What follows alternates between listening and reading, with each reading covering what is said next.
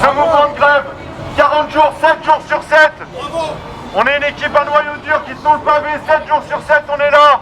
On lâchera pas le morceau, on lâche rien. C'est la devise qu'on s'est donnée, c'est la devise qu'on nous a donnée. On l'a reprise. Parce qu'il n'y a pas moyen de continuer à se faire piétiner par des patrons voyous qui ne respectent même pas les lois qu'ils ont fait mettre en place par leur peuple. Le PDG, une fois de plus, dès que Mme El Khomri était sur sa loi, il a eu un rendez-vous direct avec elle. Les amendements, ils sont faits par notre patron. Si les lois, ils sont faits par notre patron, comment voulez-vous qu'on s'en sorte? On a un PDG qui se prend en moyenne depuis 3 ans 1 million d'euros par mois.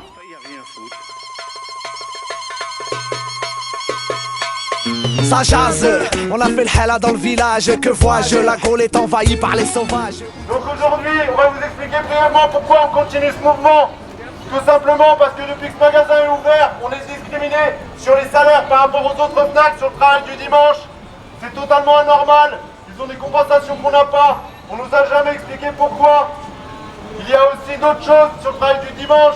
Le fait que sur tous les autres magasins de France, on prenne l'ancienneté sur les salaires pour pouvoir majorer les dimanches. Ici, c'est pas le cas non plus. C'est qu'il y a des grosses pénibilités qui ne sont pas reconnues.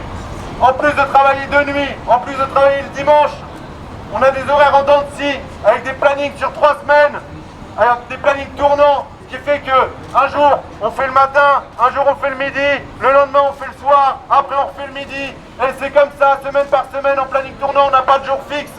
Donc les conséquences sur la vie sociale, sur la vie familiale et les conséquences sur la santé surtout qui sont gravissimes ne sont pas prises en compte. Pour tout ça on avait 30 € de prime brute pour un équivalent de temps complet. Ça rachète pas les 10 à 15 ans de vie qu'on perd ici. Petite pointe de détail qui fait mal, c'est qu'avec les majorations sur le travail de nuit et sur le travail du dimanche, et ben quand les gens ils tombent en arrêt maladie, ou surtout encore plus grave, quand les femmes sont en arrêt maternité, ici, et ben leur salaire, ils se retrouvent avec moins 30, moins 40%, voire moins 50%, parce qu'ils oublient les majos, et que les régulations, on peut les attendre. Il y en a d'ailleurs qui sont au prud'homme pour récupérer juste ce qu'on leur doit. Sarkozy, toujours poli, wallah je suis intégré. Tu peux toujours courir pour faire de moi un blé, oui oui. T'as vu le bazar, t'as vu la... Pour quand même notre soutien, parce qu'on pense que c'est une lutte qui est courageuse et qui ça vaut le coup en fait de diffuser, de faire connaître et de soutenir, parce que les patrons ce qu'ils font à la FNAC, ils le font partout.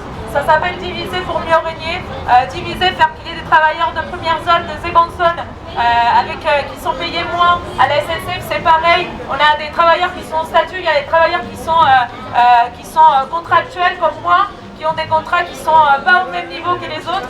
Il y a des sous-traitants, ben c'est partout, les patrons ils font ça, ils divisent pour mieux régner. Donc c'est important qu'on soit ensemble, qu'on se rassemble, qu'on se soutienne à chaque fois qu'il y a des grèves, des mouvements de grève comme celui-ci, qu'on soit là pour les soutenir. On a évidemment été mis au courant de la grève qui est actuellement à la FNAC Champs-Élysées.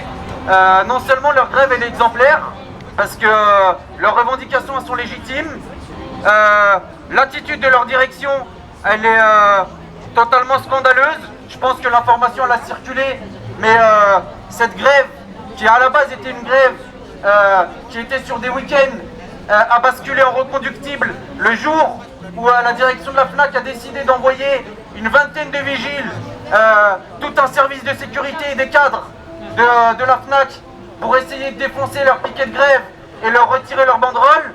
Il y a quand même un gréviste ici qui a pris 6 jours d'ITT.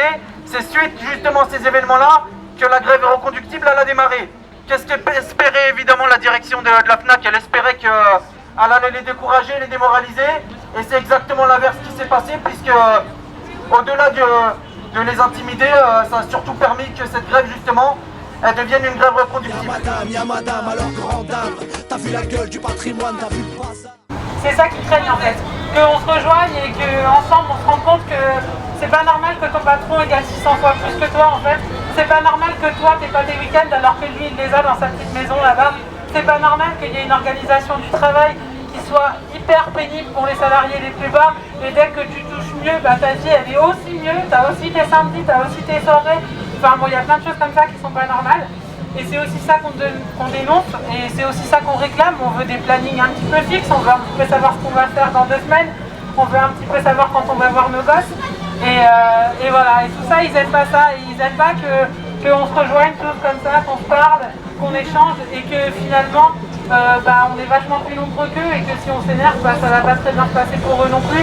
Et puis si on travaille pas, ils auront plus leur fric non plus, donc tout ça ils aiment pas. On va rien lâcher parce qu'il n'y a que les mouvements durs qui finissent par payer. Il n'y a que ça que le patronat peut comprendre aujourd'hui. Et ben on va leur ordonner. Et ben on va leur ordonner.